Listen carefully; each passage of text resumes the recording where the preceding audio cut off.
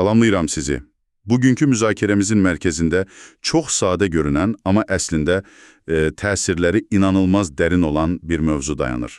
Uşaqlara kitab oxumaq. Bəli. Sizin bizə təqdim etdiyiniz mənbələrə baxanda açığı məni bir şey təəccübləndirdi. Biz adətən bunu uşaq savadlı olsun deyə düşünürük. Elədir. Amma sən demə bu, hekayənin sadəcə birinci cümləsidir. Yəni bu proses uşağın beynindəki neyron əlaqələrindən başlayıb, gələcəkdə quracağı münasibətlərə qədər uzanan bir zəncirdir. Tamamilə doğru. Söhbət təkcə hərfləri tanımaqdan, savaddan getmir. Elə bizim də məqsədimiz bu zəncirin xalqalarını bir-bir açmaqdır. Baxın, Book Trust və ya National Literacy Trust kimi təşkilatlar ki, bunlar öz sahələrində, necə deyim, böyük təcrübəyə malikdirlər. Deyirlər ki, bu proses beyin inkişafının, emosional zəkanın, hətta gələcək həyat uğurlarının bünövrəsini qoyur. Bünövrə. Bəli, fən ki, uşağın gələcəyi üçün möhkəm bir təməl tökürsünüz. Hər gün bir nağılla, belə deyək, bir kərpic qoymaq kimi bir şeydir bu. Bu bünövrə bənzətməsi xoşuma gəldi.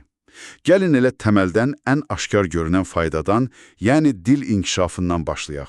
Başlayaq. Mənbələrdə, məsələn, Child Mind Institute deyir ki, uşaqlar yeni sözləri lüğətdən yox, hekayələrin içində, yəni canlı kontekstdə eşidərək daha asan mənimsəyirlər. Amma burada məsələ təkcə söz ehtiyatının çoxluğunda deyil, elə deyilmi? Qətiyyən. Burada daha incə bir məqam var. Söhbət təkcə sözlərin sayından yox, həm də dilin, necə deyim, musiqisindən gedir. Dilin musiqisi. Bəli. Mənbələrdə adı çəkilən parentez denilən bir anlayış var. Bu, valideynlərin körpələrlə danışarkən instinktiv olaraq istifadə etdiyi o melodik, uzadılmış, biraz musiqili danışıq tərzidir. Hə, o şirin danışıq tərzi. Məhz. Və araşdırmalar göstərir ki, bu tərz körpənin diqqətini cəlb edir, beyində dil mərkəzlərini daha sürətlə aktivləşdirir. Nağıl oxuyanda da eyni şeyi edirik axı. Düzdür. Personajlara görə səsimizi dəyişirik, tonu qaldırıb endiririk. Bu, əslində uşağa dilin ritmini, emosiyasını öyrətməkdir. Bir dəqiqə. Bu çox maraqlıdır. Yəni biz hekayədə canavar səsi çıxaranda, əslində... Sadəcə əylənmirik. Bəli. Əylənmirik. Uşağın beynində dilə aid yeni yollar açırıq. Bu, dil məsələsi birbaşa beynin özünü necə qurduğu ilə bağlıdır onda. Məhz elə. Mənbədə oxumağı bir növ beyin məşqi adlandırmaları da yəqin buna görədir. Bəs bu məşq tam olaraq nədən ibarətdir? Gözəl sualdır. Təsəvvür edin, uşaq hekayəni dinləyərkən bir neçə şeyi eyni anda edir. Birincisi, diqqətini cəmləyir. Müasir dövrdə bu, özü bir super gücdür. Hə, bu dəqiqdir. İkincisi, yaddaşını işlədir. 5 dəqiqə əvvəl hansı personajın nə etdiyini xatırlamalıdır ki, hekayənin ipini itirməsin. Amma ən vacibi məncə üçüncüsüdür. Nədir o?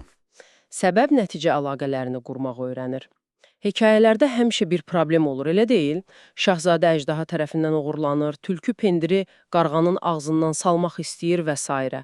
Uşaq bütün hekayə boyu indi nə olacaq sualını izləyir. Deməli, əgər uşaq səbəb-nəticə əlaqəsini hekayədə öyrənirsə, bu o deməkdir ki, gələcəkdə riyaziyyat məsələsini həll edərkən istifadə etdiyi beyin əzələsi ilə nağıldakı canavarın niyə quyuya düşdüyünü anlamağa çalışarkən işlətdiyi əzələ eynidir. Məhz elə.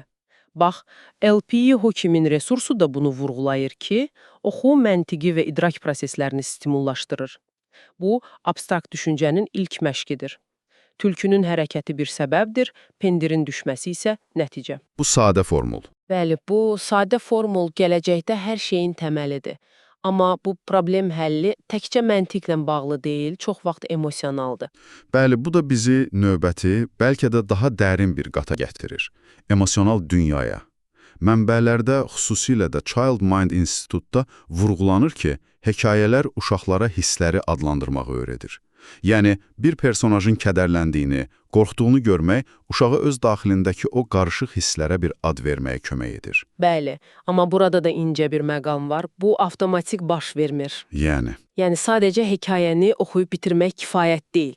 Empatiya körpüsü özünü başqasının yerinə qoyma bacarığı məhz valideynin "Səncə o indi niyə kədərləndi?" kimi sualları ilə qurulur. Aha, dialoqla. Kitab sadəcə bir qapıdır, o qapıdan içəri isə dialoqla girilir. Uşaq başa düşür ki, onun tanımadığı, tamamilə fərqli bir personajın da onun kimi hissləri ola bilər. Bu empatiyanın təməlidir.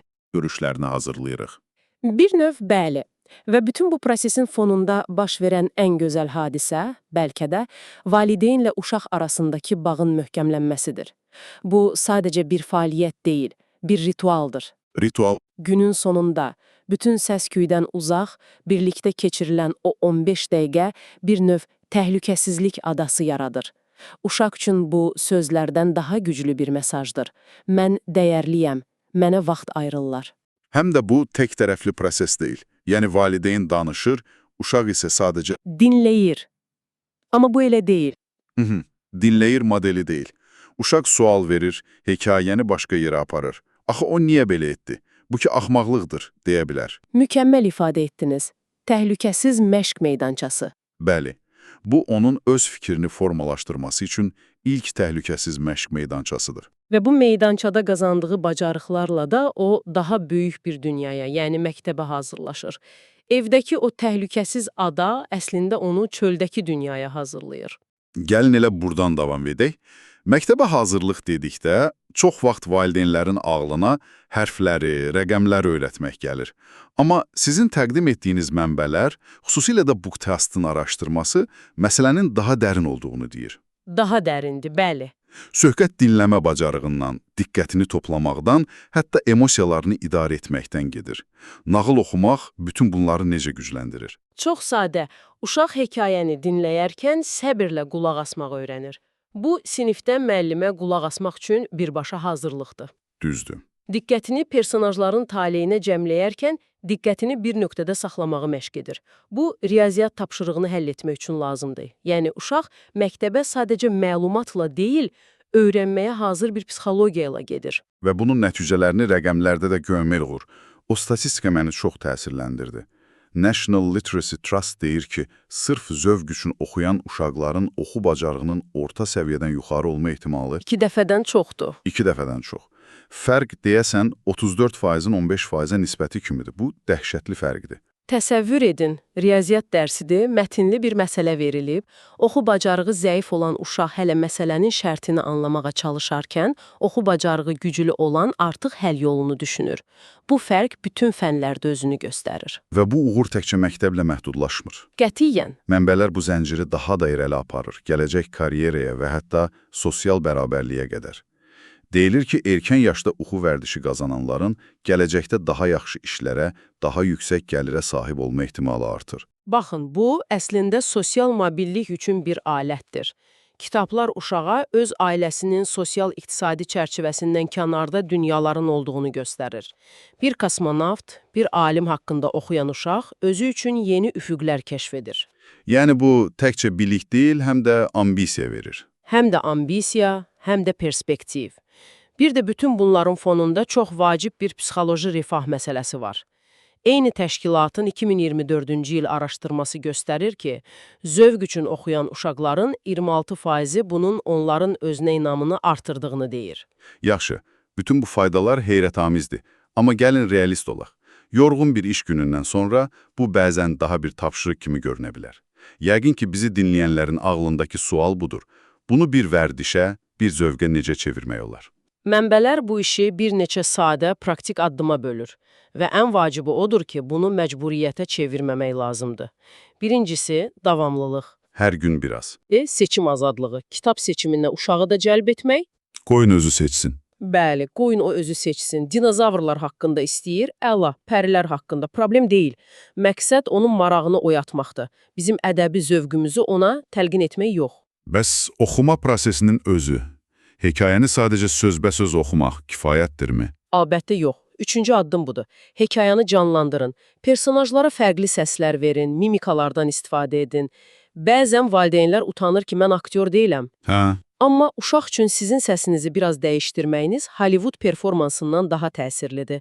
Çünki bu səs ona olan sevginin səsidir. Və dördüncüsü, dialoq. fasilələr verib suallar vermək. Məhz Səncə sonra nə olacaq? Qəhrəman niyə belə etdi? Bu, passiv dinləməni aktiv düşünməyə çevirir. Mənbələr bunu çox aydın şəkildə 3 mərhələyə ayırır. Birincisi, 0-3 yaş arasıdır. Burada məqsəd hekayəni anlamaq deyil.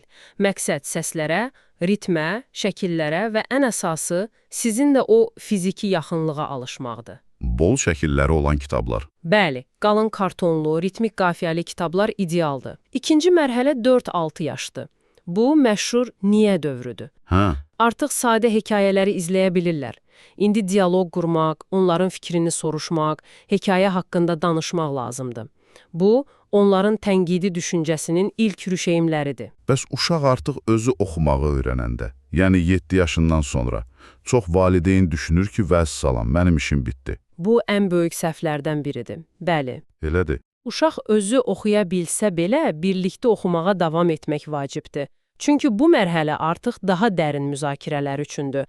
Personajların motivasiyasını, qərarlarının nəticələrini, hekayənin əsas mesajını analiz etmək. Yəni bu artıq ədəbiyyat təhlilidir. Bəli, birlikdə daha mürəkkəb kitabları oxumağa başlaya bilərsiniz. Bu, həm də sizinlə olan o xüsusi bağı qorumaq üçün əla bir yoldur. Beləliklə, bütün bu mənbələri bir araya gətirəndə ortaya belə bir mənzərə çıxır. Uşağa kitab oxumaq təkcə ona yeni sözlər öyrətmir. Bu, onun beynini inkişaf etdirən, empatiya hissini gücləndirən, sizinlə bağını möhkəmləndirən və gələcək uğurlarının təməlini qoyan, necə deyim, kompleks bir sərmayədir. Və bu sərmayədə ən vacib olan şey intensivlik deyil, davamlılıqdır. Bütün bu araşdırmaların ortaq nəticəsi budur. Həftədə bir dəfə 1 saat oxumaqdansa, hər gün 10-15 dəqiqə oxumaq qat-qat daha təsirlidir. Hər gün oxunan bircə hekayə belə. Bəli, bircə hekayə belə uşağın özünə inamını, düşünmə qabiliyyətini və dünyaya baxışını formalaşdırmaq üçün kifayətdir.